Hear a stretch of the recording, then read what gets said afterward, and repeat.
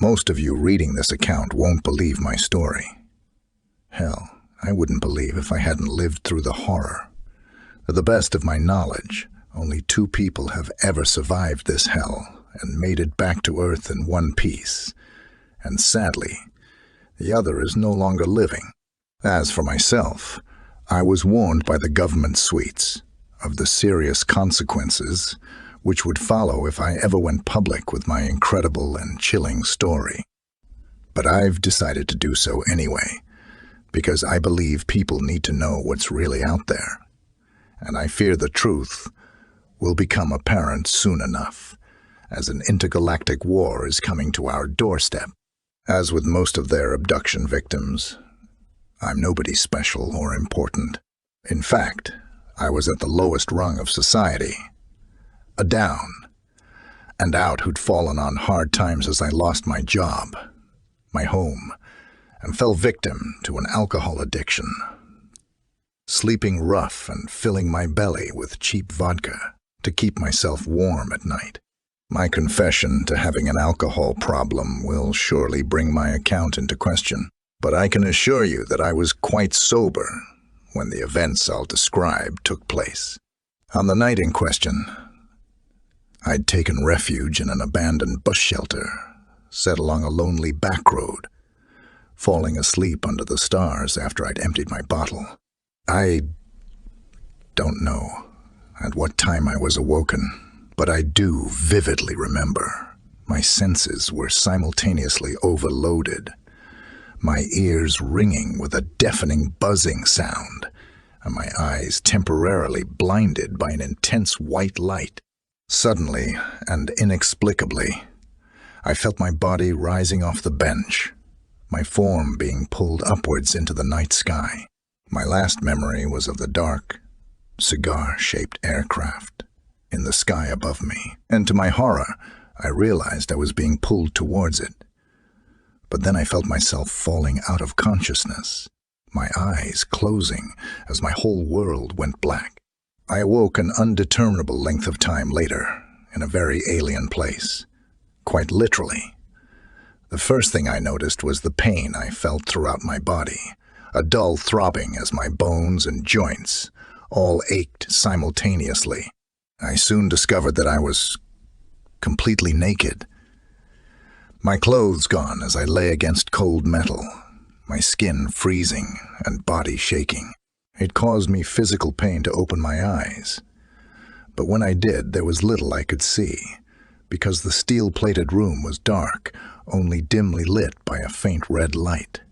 It was at this point that I panicked, quickly standing up on my trembling legs as I darted towards the wall. But I didn't get far, as suddenly I experienced a shooting pain pulsating through my body, feeling like I'd just been hit by a bolt of lightning. I screamed in agony, falling down to the cold, hard floor as I reached for my throat and was horrified to find a metal collar secured around my neck. In an act of panic desperation, I tore at the collar, trying to remove it, but instead being hit with another surge of electricity that tore through me. "I wouldn't do that if I were you," called out a male voice from the darkness, his tone surprisingly calm given the circumstances. "The shock collar is programmed to go off if you make any sudden movements or if you try to remove it. The voltage will steadily increase until you either lose consciousness or your heart stops." I experienced a flood of emotions upon hearing his words: confusion, anger, and fear, but I listened to the stranger's advice, not wishing to go through that pain again. Slowly, I opened my dry lips and stuttered out my words. "Who are you? And what the hell is this place?" "My name is Gideon, and I am like you, prisoner here." "Is anyone else there?" I asked, cautiously. "Yes. Came the first response, this time from a scared female voice. I'm Tanya, and I don't know why I'm here." There was a pause before the next voice called out from the darkness, his voice trembling as he spoke. "Max. I'm Max. I don't know why this is happening. I want to go home." "I'm sure we all do," answered Gideon. "But alas, that's not going to happen." I shook my head.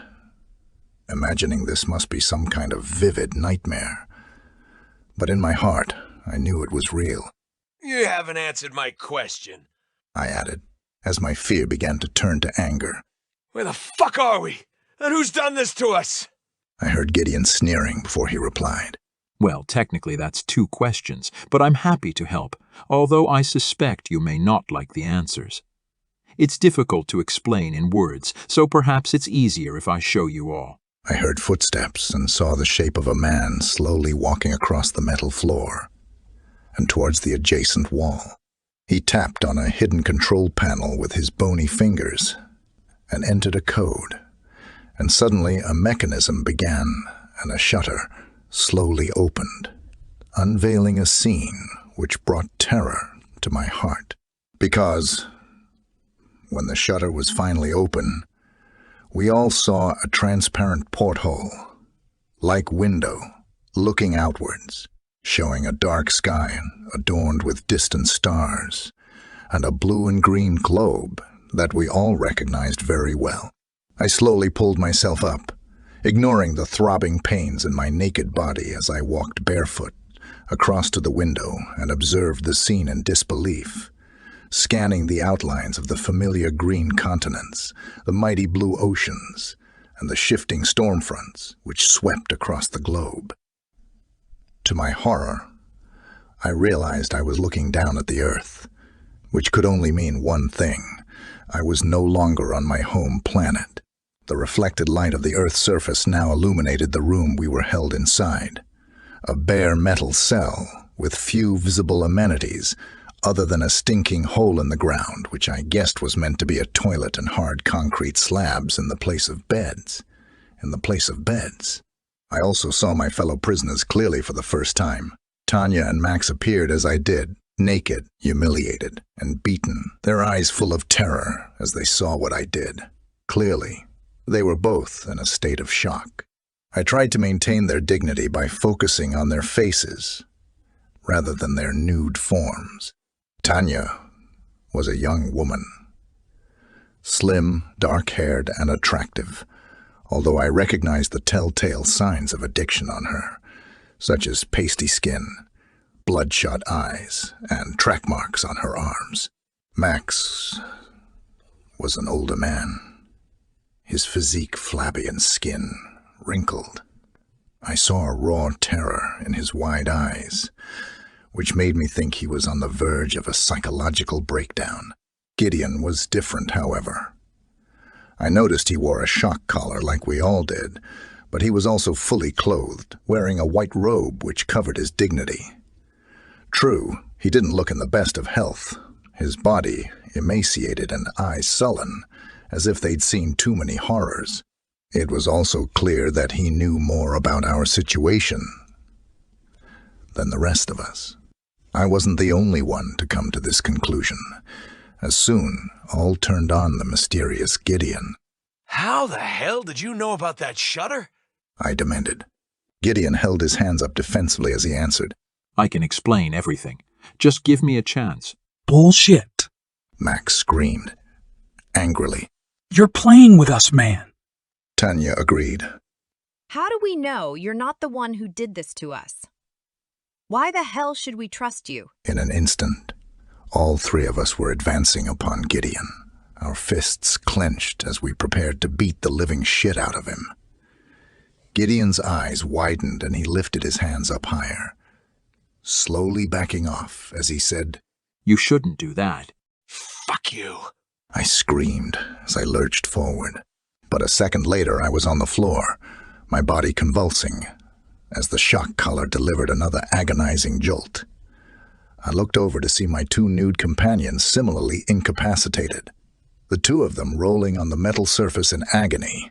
When our punishment was over, we all glared upwards, seeing Gideon looking down upon us with a barely concealed look of smug satisfaction on his lips. I did warn you, he said, slowly and painfully. I got up on my feet, and my fellow prisoners did likewise as we looked to Gideon for answers. My friends, he began. As I've already explained, I am a prisoner here just like the 3 of you.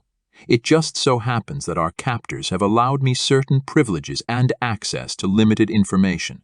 Why, I cannot say, although I suspect it's part of their plan for me to explain the situation to new arrivals. My mind was racing, the sweat pouring from of my skin. None of this made any sense. I don't understand. Asked Tanya, breaking the tense and confused silence. Who's done this to us? Who the fuck is holding us, and where the hell are we? Gideon nodded before replying. I assume they come from another star system in our galaxy, although from where exactly I cannot say. They've shared little with me about their culture or civilization. So, what are you saying? We've been abducted by fucking aliens? I exclaimed in shocked disbelief. That's exactly what I'm saying. Gideon confirmed grimly. Alien abduction. Tanya interjected excitedly. What? You mean like anal probing and all that shit? Max emitted a nervous laughter. But Gideon didn't share in the joke, his face remaining like stone. I'm afraid it's far worse than that, he said, solemnly.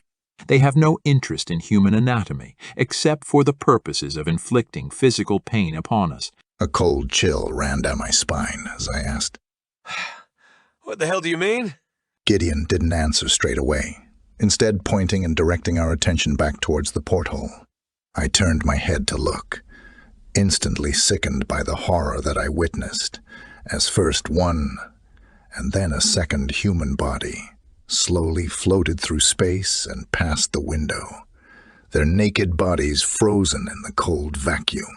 The first was a man, the second, a woman, and both of their corpses showed obvious signs of torture, with deep incisions made into their flesh, burn marks on their skin, and digits sliced off their hands. Their bulging, bloodshot eyes were still open, filled with the pain and terror of their final moments. We all watched in shocked awe as the bodies disappeared from sight, lost forever in the cruel emptiness of space. Sweet Jesus, I muttered, my whole body shaking with revulsion as I slowly backed away from the porthole. The last batch, then Gideon explained solemnly. Our captors are finished with them. I struggled to force the words out of my throat. They murdered them, tortured them first, and then dumped their bodies into space. Why? Why would they do this? Well, that's the $1,000 question, isn't it? Gideon answered cryptically. I don't have all the answers, but I've been on this ship for a while. I've observed what occurs and have had some limited communication with our captors, receiving as much information as a master would provide to his slave. From this, I have reached some conclusions. All living organisms are a product of their environment, and the traits they evolve allow them to survive in said environment. The trouble with evolution is that it's hard to shake.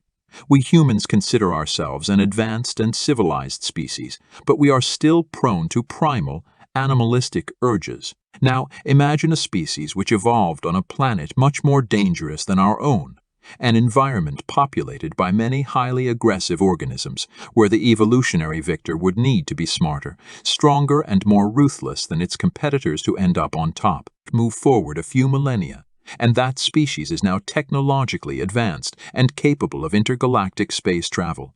It meets other similarly developed civilizations, and inevitably there is conflict, terrible wars fought across star systems resulting in countless deaths. Gideon paused briefly as he looked out the porthole and towards our far-distant planet. It would be safe to say that we were all hanging on his every word, although the implications of what he was telling us were both extraordinary and terrifying. Eventually, these wars end in stalemate as multiple civilizations fought each other to a bloody standstill. A new order emerges, a sort of galactic unformed to keep the peace. The war is over. However, our captors still have those same predatory instincts, a leftover from their violent evolution. So what do they do with these murderous urges? Well, they come to a place like Earth, an uncontacted backwater planet on the edge of the galaxy, beyond the laws of the Galactic Confederation.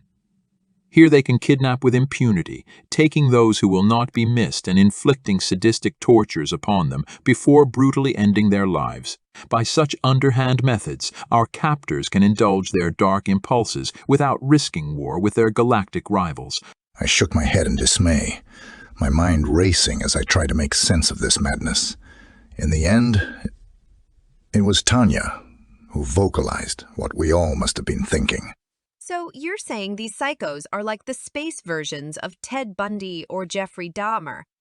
Like they travel light years just to torture and murder people? Gideon frowned before replying. Will, it's a bit more complicated than that, but in a nutshell, yes, this is the situation. I couldn't believe it. My exhausted brain told me this couldn't be true. And even if it was, there must be a way out. What do we do? I asked, frantically. How do we get out of this hellhole? Gideon sighed loudly before replying. You don't, I'm afraid. There is no escape from this ship, and there's no way you can avoid your fate. All of you will die here. Sadly, this is inevitable. Bullshit! I cried in angry defiance. That can't be true. You've survived. Why haven't they killed you?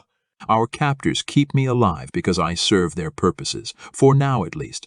I suspect they will kill me once I outlive my usefulness, or perhaps they're just saving me for last. In any case, I have accepted that I'll never leave this ship alive. Suddenly, all our attentions were drawn to the corner of the cell, where Max had curled himself up in the foetal position, manically nodding his head back and forth as he muttered in a state of disconnected panic. No. This can't be happening. This can't be real. I shouldn't be here. I don't deserve this. I should not be here. A moment later, and the far wall lit up, as suddenly a previously hidden doorway appeared and slid open. They're coming to claim their first victim, Gideon warned, a fear now evident in his voice. We all backed away from the doorway, trying to prepare ourselves for whatever monstrosity emerged from the other side. But Max had lost his mind, standing up and attempting to run for the door, screaming, Let me out of here. I need out. He moved quickly, before any of us had time to react. What happened next was a violent blur in my memory. A long implement extended out of the darkness and struck Max hard on his head, knocking him backwards and down to the metal floor. The creature which emerged from the shadows and entered our cell was like something from a nightmare. My descriptive skills are not good enough to do the alien being justice, but the best way I can describe the beast's appearance is a cross between a human and a velociraptor. The alien was about 7 foot tall, its body covered with red scales, although it also wore a Kevlar-like body armor over its torso. Its snout, like mouth, was filled with sharp fangs, and its dark eyes were those of a reptile, cold, calculating, and predatory. Its arms were relatively short and stumpy compared to the rest of its body, but I noted that the beast had opposable thumbs and digits, meaning it was able to hold and direct the pike-like weapon in its claws, the same metal rod it had used to strike poor Max with. Its legs, on the other hand, looked powerful, and I saw its middle toes were adorned with sharp, curved claws about 6 inches long. It tapped these claws menacingly on the metal floor as it surveyed us, its naked and helpless human victims. At this point, Max unfortunately regained consciousness, glancing up at the beast above him and screaming out in absolute terror. I swore I could see a cruel smirk on what passed for the alien's lips, its eyes widening with a sadistic pleasure as it lifted its weapon.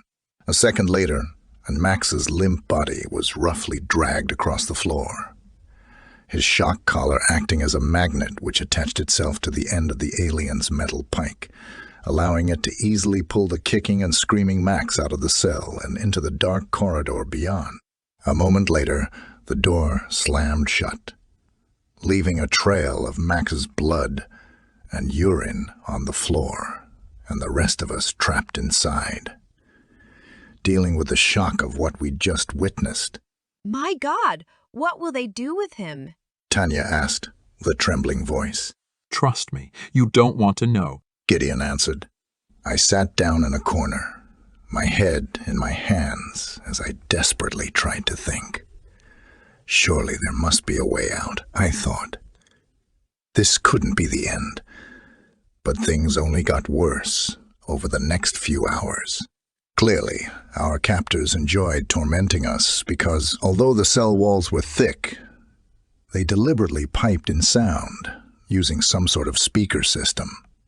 And what we heard were the screams and pleas of our companion, Max, as he was subjected to unspeakable tortures. We heard every ignored cry for mercy, every incision made into his living flesh, and a foul hissing sound that I can only assume was the reptilian alien's equivalent of laughter. Our reactions to hearing this monstrous cacophony were different in each case. Tanya broke down as she lay in a corner and sobbed uncontrollably, while Gideon stood and listened in grim silence, as clearly he'd been through this hellish situation many times before. As for me, my mind was on the edge of madness, and I wanted to rip my ears off so I didn't have to listen to Max's suffering. I kept racking my brain, trying to think of a way out and demanding answers from Gideon. But he didn't provide the answers I needed, as the veteran prisoner seemed resigned to his fate. We can fight the motherfuckers! Surely we can... I shouted. Gideon shook his head in the negative. You are naked, unarmed, and have a shock collar attached to your neck. What's more, we are on board their spaceship, surrounded by dozens of armed guards and torturers. Resistance is entirely futile. Believe me, many have tried, and all have failed. Well, can't we reason with them then? I asked, desperately. You're able to communicate with these aliens. Can't we make a deal? Gideon scoffed at the very suggestion. Reason with them. Our captors regard us as no better than insects. They would no sooner negotiate with us than we would with a common housefly. Well, there must be something we can do. I cried out angrily, raising my voice to be heard over Max's screams. We can't just sit here and wait for death. Don't you think I would have done something already? Gideon shouted, as for the first time he lost his temper. Don't you realize I've considered every possible option? Shut up! Screamed Tanya, as she raised her tear-covered face from her hands. Shut the fuck up, both of you! This isn't helping. Jesus Christ, a man is dying in the next room. Show him some goddamn respect. The woman's angry words of rebuke ended our debate, and soon after Max's tortured cries ended, replaced by a horrifying death rattle as he finally left the mortal coil. I shuddered upon hearing that awful sound. I felt some relief that Max's suffering had ended, but also fear, because I knew one of us would be next. Sure enough, it wasn't long before the invisible door in the wall reopened and the 7-foot-tall reptilian guard marched in, its foot claws clicking in excitement as its predatory eyes scanned the cell's interior in search of its next victim. I stood up in defiance, clenching my fists as I faced the beast. I knew any physical resistance would be useless, but still wanted to go down fighting. But the alien's cold eyes ignored me, instead focusing on Tanya and lifting its weapon as it advanced upon her. I experienced a moment of foolhardy bravery in that moment, as I charged forward towards the guard, screaming, No! Don't take her! Take me instead! The alien's reaction was instantaneous, as it struck me with its pike. A shooting pain reverberated through my skull as I collapsed to the ground. With me out of the way, the alien guard continued its advance upon Tanya, who had taken cover in the far corner of the cell. It seemed inevitable that the beast would take her, but then all hell broke loose. There was an almighty explosion, and the whole spaceship shook, throwing us all across the cell like helpless rag dolls. This included the alien guard, who was flung heavily against the wall, its head cracking as it made impact. The alien didn't get back up. I don't know whether it was dead or just unconscious, but either way, we were happy for our unexpected salvation. In that moment, we all turned to the porthole, astonished to see a second craft soaring through space, a silver, needle-shaped ship which was firing as it sped towards us, shooting missiles through the vacuum. There were more explosions as the prison ship we were on board shook under the force of multiple impacts. Who the hell is that? I shouted, looking to Gideon for answers. For once, the veteran hostage looked as surprised and baffled as we did. I've no idea. I've never seen a ship like it before, he answered, honestly. Tanya brought us both back to reality, shouting, Come on, damn it. We need to get out of here. She pointed over the incapacitated body of the alien guard and towards the still open doorway, offering us an escape from the cell. Tanya led the way, and I followed. Gideon paused only briefly, taking one last look around the hellish prison before leaving it behind. We exited and found ourselves navigating a maze of dark corridors as explosions continued to rock the alien ship. Our collars, thankfully, did not transmit a shock for which we were all grateful. I can only assume the explosions had disrupted their signal. Gideon soon pushed ahead, as it seemed he knew the way. He led us to a second room, typing in a code to open the door.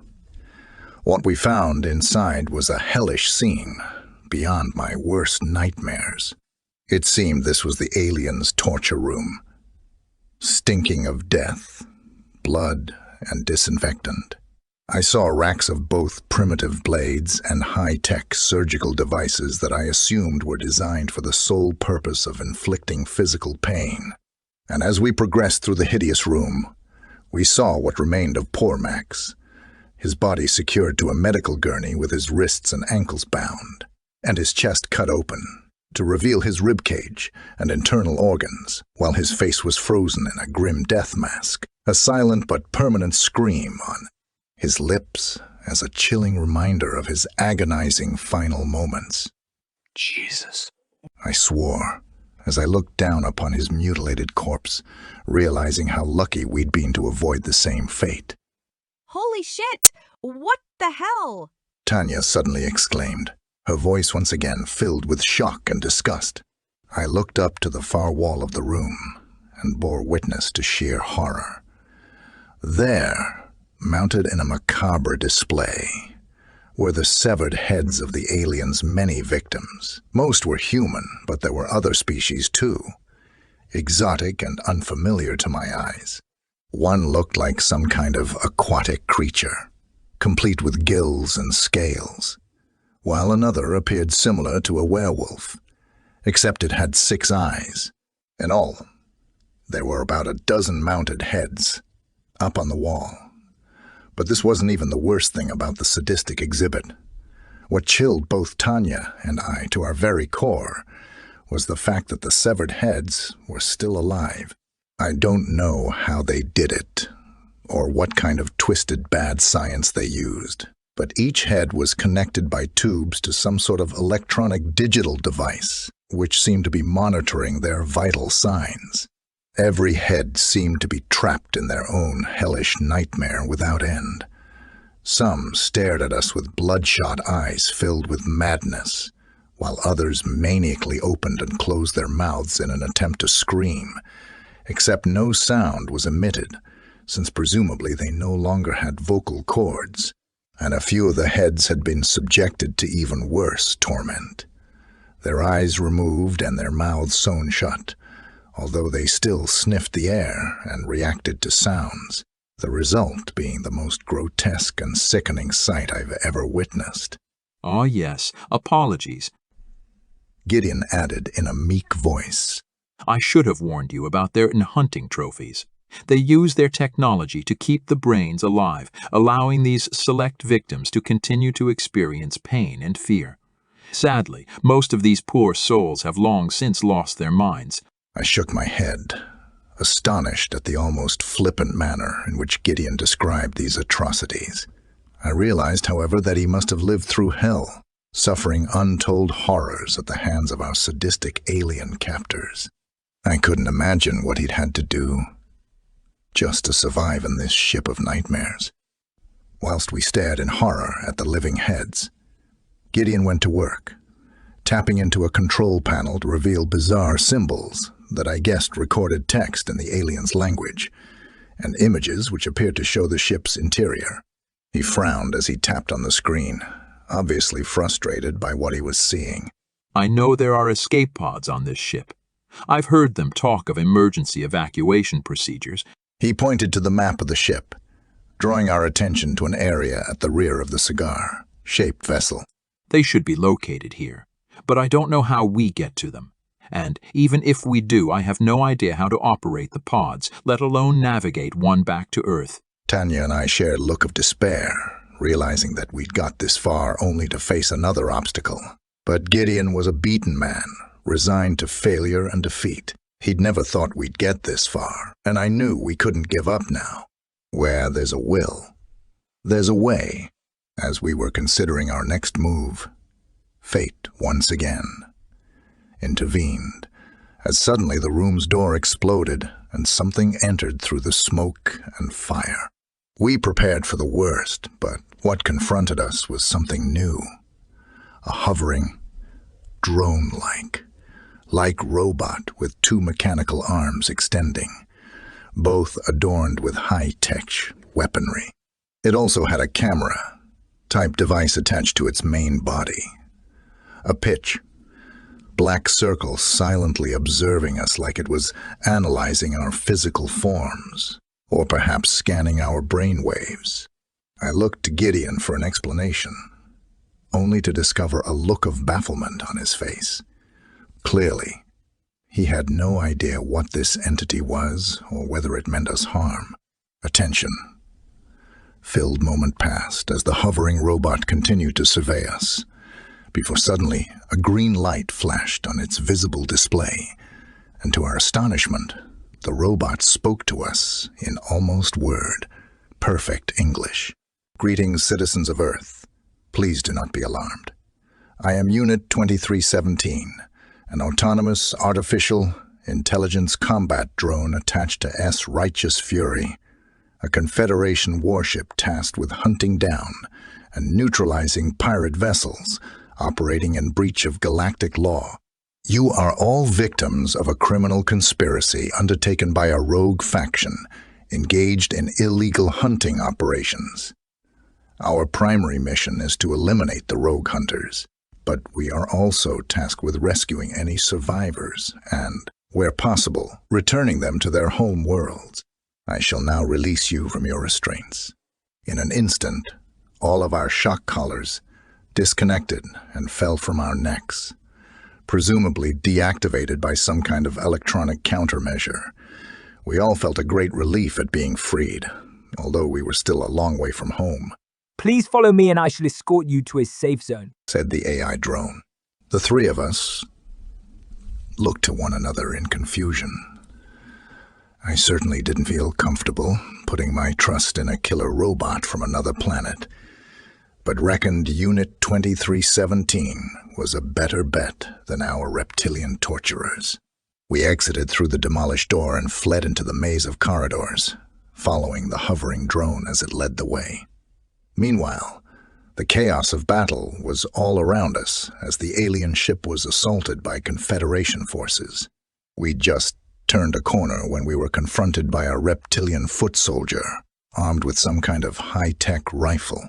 It snarled before aiming, raising its gun and preparing to fire. But the machine reacted faster as it rapidly fired a series of dart-like projectiles that ripped the alien's body to shreds.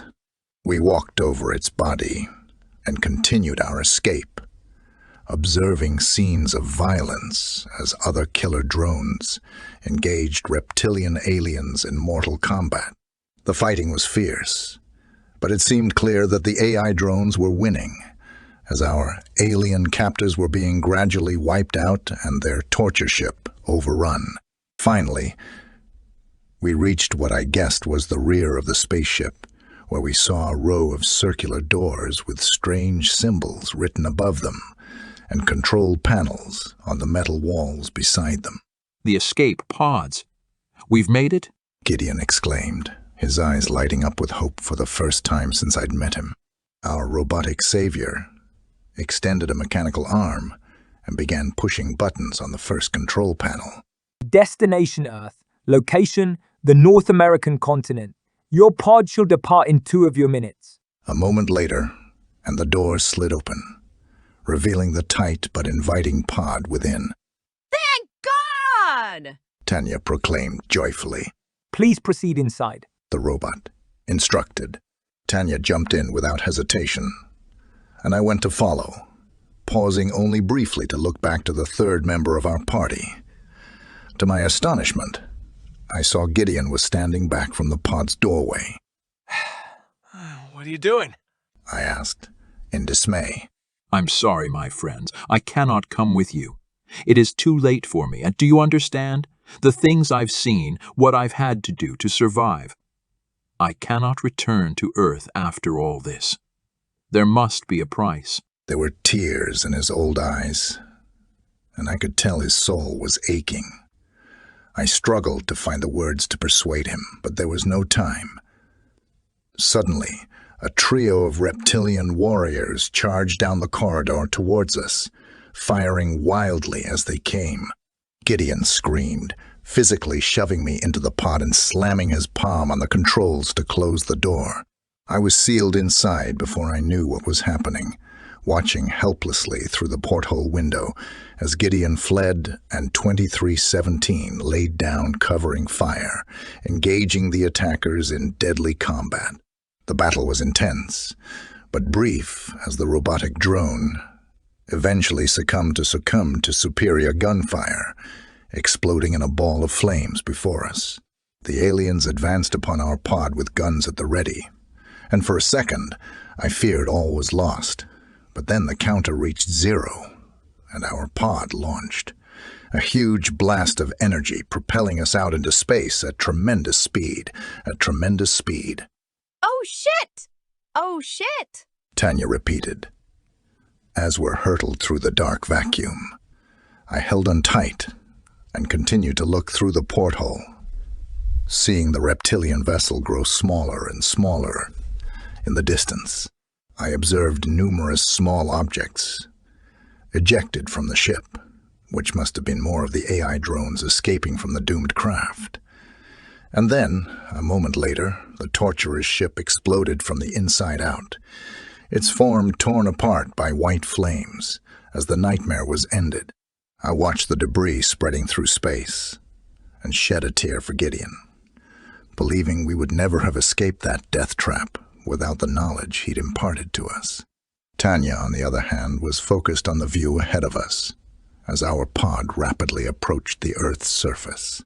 Look, we're going home. She exclaimed. We're going to make it after all. She smiled sweetly at me, and for a moment I shared her glee. But soon we experienced the trauma of re-entry into the atmosphere, our small pod burning up as the ground rapidly approached. I felt sure we would smash into the surface in a fiery crescendo, but at the last moment, the pod engaged reverse boosters, reducing our speed and allowing us to land relatively gently on the ground, although not without a bump. A moment later, the doors of the pod automatically swung open, and we were able to breathe fresh air for the first time. Boy, it was amazing. Cautiously, Tanya and I exited the alien vessel, finding ourselves in the middle of a flat cornfield, seemingly without another soul in sight. I surveyed the scene, part of me still not believing we were truly free. Okay, what now? Tanya asked as she stepped to my side, her still naked skin shining under the morning sun. We soon got our answer with a heavy din of rotor blades, as suddenly a black helicopter appeared on the horizon, rapidly approaching until it was practically hovering over our heads. We looked up in baffled confusion before seeing movement on the road at the edge of the cornfield as a fleet of dark SUVs sped into place and a small army of federal agents jumped out, all aiming guns at Tanya and I as they ordered us to get down on the ground. So, the feds arrested us both, bringing us into custody while they took possession of the alien escape pod. The only tangible evidence of the incident. We were held for days and questioned separately, ordered to recount the details of our abduction and captivity. I don't know why they released us. I guess we hadn't committed any crimes, but we were warned not to speak about what we'd been through, or we would face severe consequences. Obviously, I have now decided to disregard that warning and tell my story publicly for the first time. Why have I made this decision? Well, I suspect my days are numbered. You see, I got word recently that Tanya had died suddenly from an overdose. She had a history of substance abuse, so it's possible she started using again to cope with her peats after the abduction. But I'm not so sure I'll leave that. I wonder whether Tanya was deliberately silenced by some shadowy government agency that wants to cover up the truth. If this is the case, they will surely come for me next. Clearly, our government knows a lot more about these abductions than they wish to share with the public. However, I doubt they can keep this secret for much longer. Not if a galactic civil war is raging in our own solar system. In any event, such is the huge gap in technology, I doubt there is much we can do to alter the outcome of this conflict. War is coming to us, and we better pray the good guys win, because I've seen the evil out in the universe. And believe me, is terrifying. Credit: Traveler.